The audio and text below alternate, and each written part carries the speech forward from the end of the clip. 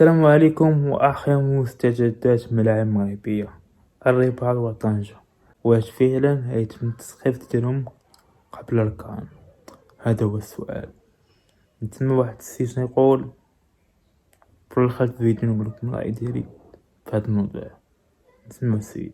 بالمملكة المغربية الشريفة هنا الأشغال تسابق الزمن من أجل ضربة بداية كأس إفريقيا إن شاء الله، مع الافتتاح بحول الله بالملعب مركب الأمير مولاي عبد الله.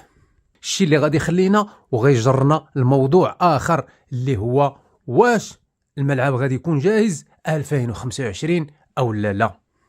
لكن مشاهدينا الكرام، بحسب مجموعة ديال المعطيات اللي حاولت نجمعها لكم وأخبار متفرقة من هنا ومن هناك، منها ما هو رسمي ومنها ما هو غير رسمي ومنها ما هو شبه رسمي، وجمعتها تبينت لي شيء واحد، أن الأشغال بجميع الملاعب المغربية سواء الجديدة أو الذي يتم تجديدها، منها ملعب الأمير مولاي عبد الله، ملعب مدينة طنجة بن بطوطة، الملعب الكبير بمدينة طنجة، ملعب مدينة فاس، أنها تنقسم إلى قسمين. وهذا الشيء اللي بان لي والله أعلم أنها منقسمة إلى شطرين.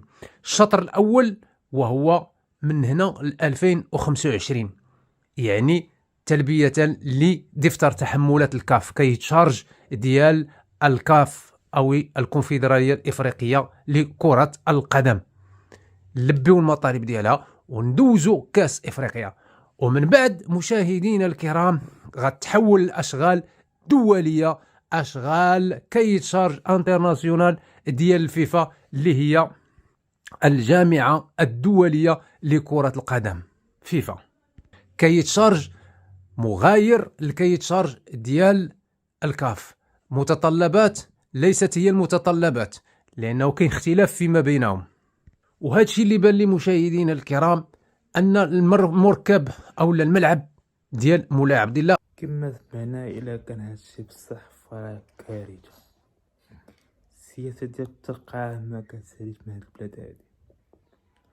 بني تيران ما تغطيش كله، تيسالي الكان عاوتاني سد تيران على ميزانية جديدة على شفرة جديدة عاوتاني، وهي غادا هكا. يا هاد الناس يا هاد الشفارة اتقوا الله في هاد الشعب.